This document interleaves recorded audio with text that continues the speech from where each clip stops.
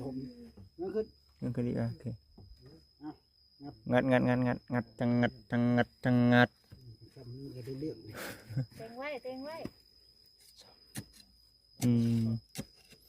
ลงไปแสนพี่น้องบันนี้ไก่ยังจักตัวบัน ไป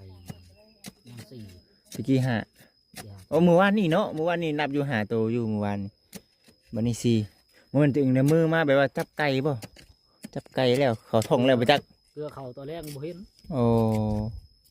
แต่กังเว้นพุ่นบ่เห็นมันนะ บ่เห็นแต่กลางเว้นพุ่นบ่ บ่เห็นแต่เพราะว่าเกลือเขาตอนเช้าเห็นวันนี้ตอนแรกมาบ่เห็น โอ้ยังเห็นตอนเว้นเนาะทางมีเห็นตอนเว้นยันงูเงี้ยวแดนเนาะ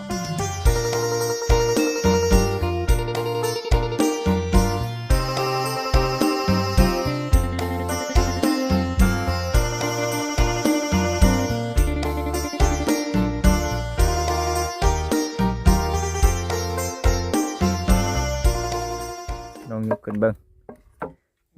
ได้บ่เนาะเจ้าเคลียร์ลงแม่นบ่สั่งเคลียร์ลงได้แม่นบ่อ๋อมันขึ้นอีกบ่สิโอเคค่อยเอ้ยค่อยเอาขึ้นฮึบบังกันเดี๋ยวกันเป็นจังได๋ซุมื้อนี้นอนเต็มอิ่มแล้วเดี๋ยวนี้นอนหลับคักแล้วบ่ นอนกับปึงรับปึงตื่น ปึ้งรับปึ้งตื่นยังนอนบ่ค่อยรับจูบฉันเป็นน้ำตื่นเฮือนใหม่บ่เนาะตื่นเฮือนใหม่เฮือนงามแล้วนี่ก็เลยเป็นในนั้นเดี๋ยวค่อยออกแนมบังก่อน ให้เป็นแน่เบิ่งก่อนมาสั่นพี่น้องเอ้ยผู้ใดผู้ต้องย่างออกผู้ใดหลังก่อนแน่ เบิ่งดังมันมาสั่นเนาะไม่ต้องสักหน่อยไปเลยคุ้งได้บ่นัดลงอีกนัดลง ยังบ่เที่ยงบ่เหลือแค่10เซนบ่ ยังบ่ทันแล้ว เดี๋ยวอีกขอมือเดียว ต้องต่อขีดลงไปอีกแม่นบ่ ขอมือนึง มีแต่ตัวเดียวนี่แล้วอ่ะ แม่น โอ้ เดี๋ยวมันลงเป็นแนมแบบว่าเอาแต่ถมนั่นคือ ยังคือดีโอเค งับ งัดจังงัด ทำนี่ก็ได้เรื่อง เต็งไว้เต็งไว้ ลงไปแสนพี่น้องบันนี้ไก่ยังจักตัวบัน ไปน้ำสี่ ตะกี้ห้า อยาก โอ้เมื่อวานนี่เนาะเมื่อวานนี่นับอยู่5ตัวอยู่เมื่อวานนี่บันนี้4มันถึงในมือมาแบบว่าจับไก่ป่ะจับไก่แล้วเขาท่องแล้วไปจัก เกลือเขาตัวแรกบ่เห็น โอ้ แต่กังเว้นพุ่นบ่เห็นมันนะ บ่เห็นแต่กลางเว้นพุ่นบ่ บ่เห็นแต่เพราะว่าเกลือเขาตอนเช้าเห็นวันนี้ตอนแรกมาบ่เห็น โอ้ยังเห็นตอนเว้นเนาะทางมีเห็นตอนเว้นยันงูเงี้ยวแดนี่เนาะหรือว่าหมา เดี๋ยวมันไปนอนอยู่น้ำป่าน้ำยังมันทันมามันตื่นคนเอาไปปุ๊บ ไก่เนาะว่าบ่ช่างเลย บ่มันอยู่ตั้งแต่คนมันบ่แซวปานนี้นะ แม่น คนหลายแล้วมันบ่มาใกล้กันนี่ เปอร์เซ็นต์เนาะมัน แต่ข้าวไก่มันอยู่เคยอยู่ข้อไก่คนน่ะ แม่นอยู่นี่แต่เบิ่งไปเนาะเลี้ยงหลายแล้วปันให้เด้อจักตัวเด้อสิปันให้อยู่บ่เอาตัวหนึงเด้อเอาคู่หนึงตัวผู้กับตัวแม่เบิ่งก่อนดิโอ้ เจ้าเลี้ยงมันแบบนี้เจ้าเอาหยังเกิดมัน พวกเขาอะ ปันกันกินค่อยเด้อค่อยเบิ่งค่อยเบิ่งไปเร็วถึมได้แล้วว่าช่างโอเคเดี๋ยวเนาะสำนี้ก็ได้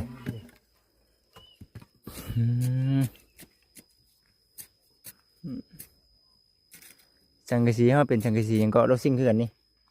สีขาว อ๋อสังกะสีกระเช้าธรรมดาถมเลยบ่ช่างจัดไปเลยไอ้ซิงถมตอกเลยบาทนี่เนาะอาบน้ำอาบในสบายแล้วบาทนี้เนาะบ่สิงเนาะหยุ่มน้ำหยุ่มในอาบอยู่นี่โอ้ยคักไปยังบ่จิตปรับหน้าดินเนี่ยพี่น้องเนาะปรับให้เรียบร้อยแล้ว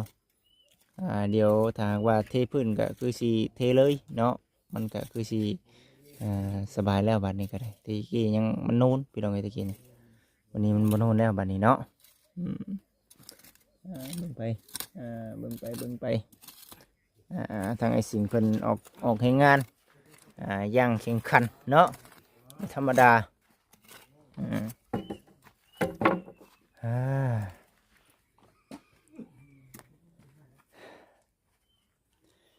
ในดีบัดนี้เนาะไม้นี่เขาไปเอาไม้ตายอยู่ในน่ะป่าไม้เนาะไม้ตายอยู่ในป่าไม้คักทุกคนมันป่าไม้หลายพี่น้องไอ้แถวนี้เนาะแม่นบ่ตัวนี้โมเมนต์ที่เนาะโมเมนต์ที่เจ้าโมเมนต์ มันก็บ่นั้นนี่มันก็ที่เขาฝากเขาขายจากเขา โอ้ที่คือเจ้าผากที่เนาะ เจ้าแล้วอยู่พลัง โอ้ ไป2007เราชื่อได้2 ปีแล้วก็ไปอยู่พลัง โอ้ผากดูแล เอาลงไปสันพี่น้องเลยเด้ทางน้ำทางในก็ได้อันนี้แล้วเนาะน้ำในใส่แล้วบ่สิงเอ้ยบาดนี้คักปัญญังบาดนี้โอ้คักแต่น้ำเพิ่นได้พี่น้องตื้นๆใกล้ๆนะเบิ่งคือน้ำจะจ่อนี่เนาะน้ำบ่ได้อยู่ลึกเด้อยู่แถวใกล้ๆนี่ตัวยังข่าวประมาณ4 อันพี่น้องยังบ่ทันได้แล้วยังบ่ทันมีมีข่าวแล้วจึงใส่มันจังห่มแล้วบาดในคันใส่ก็ได้ยังขอไก่แล้วพี่น้องขอไก่สิเฮ็ดอยู่ใส่เกาะบ่สิงอยู่แถวหลังบ้านพุ่นแน่เนาะแค่พี่น้องเห็นบอลกีตาร์ไผ่พื้นไผ่เพิ่น ก็สิประมาณนี้แหละเบิ่งดูลำแลเบิ่งดูบัดนี้คักบัดยังปาดเอานั่นแหละพี่น้องเนาะเบิ่งก่อนสู้ให้กับพ่อแม่พี่น้อง FC ได้เบิ่งได้ชมก่อนคักไรเนาะงามรู้นะบ่เห็นเลยโอ้ยเนาะเป็นงานเลยบ่เห็นเลยนี่เนาะเป็นงานเลยดินี่ว่ะเป็นงานอะไรตายเอาไปตัดหน้าโป๊กสิ อันนี้จะว่าเป็นงานเลยดิว่ะเนาะโอเคอยู่พี่น้องคักอยู่เนาะนี่เด้อยู่ทางหลังคาเนาะเบิ่งให้กับทางพ่อแม่พี่น้องอีกซีได้เบิ่งได้ชมก่อนนี่คือมุมด้านสูงเนาะของทางก๊อกหรือว่าน้ำพี่น้องเลยเนาะมีดอกคงราคาเห็ดคักแน่เห็ดไปคืออันนั้นเฮือนแม่อุตสานี่นะมันก็เลยห่มเราได้นี่เทพื้นคักแห้งคักปัญญังเฮ้ยเนาะ เมื่อยบ่เดี๋ยวกี่นอนอยู่นี่เนาะหัวแหละพี่น้องเอ้ยเนาะมันเป็นง่ายแล้วแถวนี้เตียงเพิ่นก็2 อันเนาะปินหน้าเข้าหากันแม่นบ่มันก็ได้กว้างฮะโอ้3 อันนี่เฮ็ดบนนั่งบนเช้ายังคิดได้มากอยู่บ่ในความคิดนี่ได้บ่ได้แม่นมากเนาะมากเลยเฮาเฮ็ดบนนั่งบัดนี้เนาะอันนี้ไว้ก่อนเนาะโอ้เพยอย่างนี้ก็คักเลยบ่สิงเลยเนาะเก็บพับใบอย่างดีอย่างเรื่องที่มีเฮาใช้การใช้งานมันสิเป็นประโยชน์ได้ต่อไปก็ได้ในเรื่องของน้ำของในเฮาพี่น้องเอ้ยถือว่ามีอยู่ในส่วนตัวนี้แล้วเนาะมีแต่เบิ่งไปว่าสิเป็นจังไดทางบ่สิงเพิ่นก็เฮ็ดเวียกซอยไปนำแน่มื้อนี้ก็ได้ป้าตัวเมื่อยเนาะ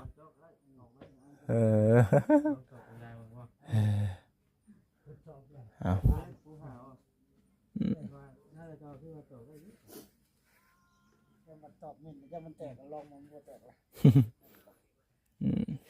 หนึ่งข้าวหนึ่งอยู่นี่เนาะบ่เจ้าเสถานบ่โอ้ทานมาดังข้าวหนึ่งน้ำแล้วพี่น้องเลยอยู่คนเดียวมีหอดหมกม่วงน้ำแน่นี่หมกม่วงจะปลูกตามอยู่นี่เลยบ่ปลูกเองเลยนี่ก็เอามาจะใช้นี่ในมันไปหาเก็บเอาเจ้าบ่ไปหาเก็บมา โอ้เห็นบ่พี่น้องเอ้ยตั้งจิตตั้งใจดีเด้เนาะตั้งใจอยากปลูกอยากพังอยู่ได้เราก็ได้เนาะฮดแล้วหมักทั่วมื้อนี้เจะฮดเลย โหตัวแรงเหรอ โอ้ฮดสาธุตนแรงมันกำลังงามแล้วเราต้องอนามัยน้ำมันได้เนาะต้องให้น้ำมันทั่วถึงเราจังนั่นเด้อพี่น้องเด้อมื้อนี้เราก็มาอัปเดตเบิ่งในการเฮ็ดเวียกเพิ่นในมื้อนี้ก็ถือว่าโอ้คักอยู่พี่น้องเอ้ยเนาะคักอยู่มีแต่เบิ่งว่าข่าวเฮาบัดนี้เนาะข่าวสังกะสีเฮามีแล้วพี่น้องเอ้ยยังแต่ข่าวที่ว่ายังบ่ทันได้มีแต่ว่ารอเบิ่งรอชมไปนํกันพี่น้องเอ้ยว่าสิได้สิทั่วไปได้มื้อใดก็ได้หอนเอาพี่น้องเอ้ยเบิ่งนี่แหละเจ้าคิดว่าค่อยคิดว่าใกล้น่ะมันเฮียกลางคืนเด้บ่ไม่ได้เฮียกลางคืนเนาะเฮียกลางเว้นเห็นคนเอาไปบ่เจ้าเบิ่งอยู่บ่แต่ละเทื่อ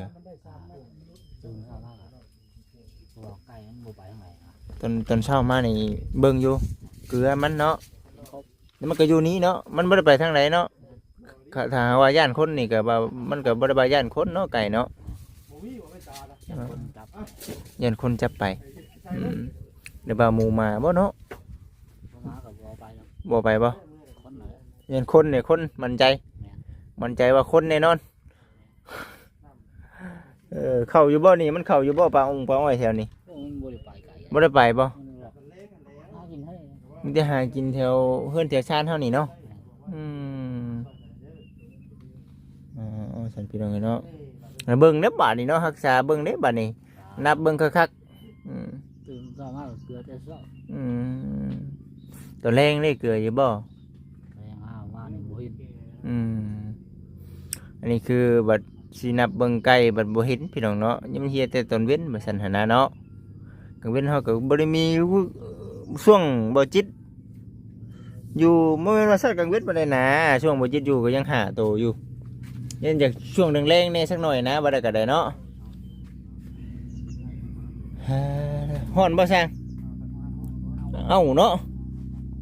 สิเฮ็ดหยังต่อบัดนี้ถามใหม่บ่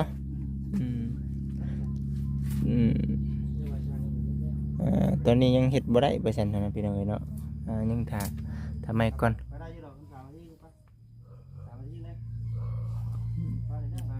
ทางบ่เซนเพิ่นกำลังสิไปเอาไม้มื้อหน้าเพิ่นกำลังสิทางบ่เซนเพิ่นกำลังสิไปเอาไม้เนาะทางมื้อหน้าเพิ่นมานำเด้อพี่น้องเด้อมื้อนี้เด้อเนาะไปเดี๋ยวค่อยไปเบิ่งก่อนเด้อเพลงชอบเนาะชื่อแน่เพลงคนเพีย ไม่300,000ให้ต่อไหมซื้อโชว์แสนขาย300,000คนที่รวยมันต้องการค่าเลยเนาะใส่งานได้ก็ได้เนาะมาขายได้เลยเองนะเอามาค่อยนั่งได้ไหมนี่ไม่หมดที่นั่งเลย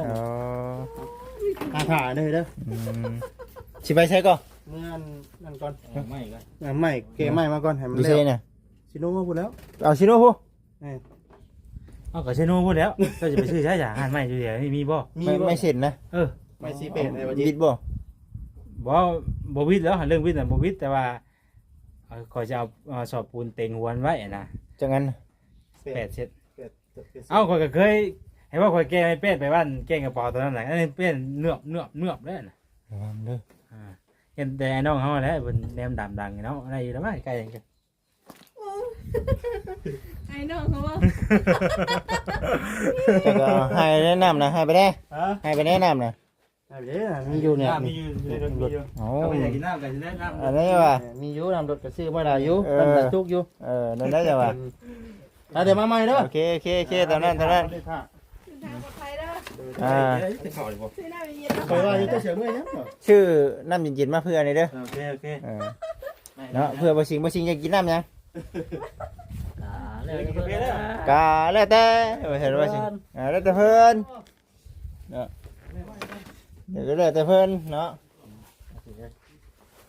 เจ้าเป็นอยังบ่เห็ด เจ้าเฮ็ดเป็นบ่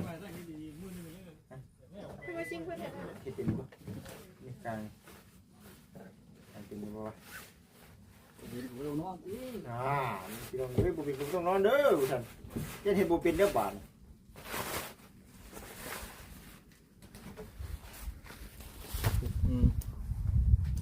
ไปเนาะวันนี้เนาะโอ้ง่ายๆโอ้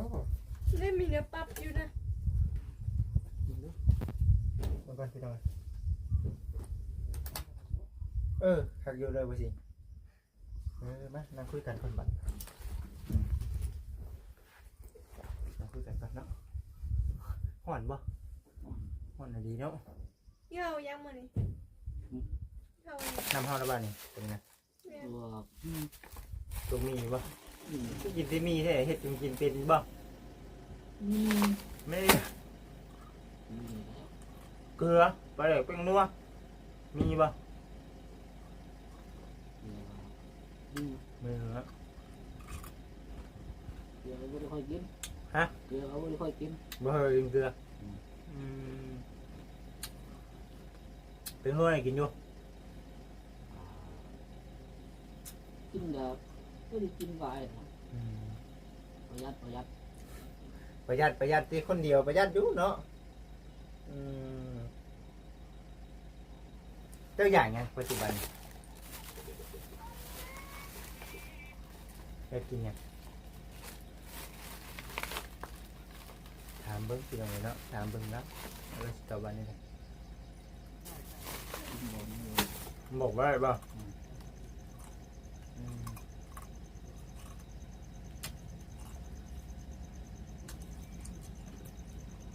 ฮอดเดียวตอนคืนน่ะมันนอนมันนั่งอยู่นี่เนาะแต่ว่ามันเย็นๆเลยเข้าขึ้นไปนอนบอกว่านอนที่เมื่อคืนเลย นอนเย็นกว่าเพิ่น โอ้ดีว่านอนเมื่อคืนจนแจ้งนะพอแห้งแล้วเนาะยุงเลยยุงหามเลยมียุงบ่แถวนี้ ยุ่งเขาไม่ได้ค่อยมี เอาเลยเนาะมีแต่ปลามีแต่รอนมันบ่มีคนยุงนั่นแหละพี่น้องเนาะข้างไปเนาะ มันนี่ก็อยู่ในส่วนของทางหลังคาการมุงพี่น้องเนาะแต่ว่ายังบ่ทันได้แล้วเซนเพิ่นอันไปเอาไม้ไว้ซั่นนะพี่น้องเองก็เดี๋ยวอยู่นี่ท่าก่อนแล้วสิบ่ได้ก็บ่ได้เมื่อค่ำปานใดดอกพี่น้องเนาะมื้อนี้เป็นมื้อเท่ามีแต่ว่าสิเมื่อเว้นเติมหนึงดูแล้วก็สิจัดไปเอาชิ้นหมูอยู่รักษา35 เดี๋ยวสิพากันออกไปพี่น้องเนาะเดี๋ยวถามทางบอสเซนกับบรรณาบอสดีเพิ่นมาก่อนเนาะไปซะพี่น้องเดี๋ยวคือสิประมาณนี้แหละเนาะเดี๋ยวไปจังไดกันมีแต่ว่าผิดพลาดประการใดกราบขอโทษขออภัยนำหลายๆเด้อพ่อแม่พี่น้องเด้อบ่จิตเองก็สิได้ขอตัวจบคลิปก่อนทางสร้างเพิ่นก็กำลังเฮ็ดอยู่ตัวนี้ก็ได้แล้วก็สิตัดได้บ่สร้างหมายว่าสิตัดบ่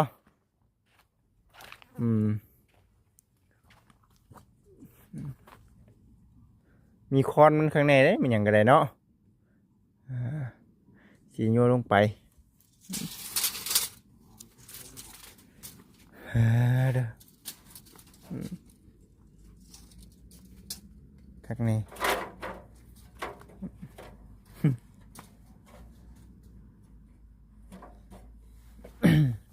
ไปกันพี่น้องไว้สำหรับคลิปนี้ขอกล่าวคำว่าสบายดีพี่น้อง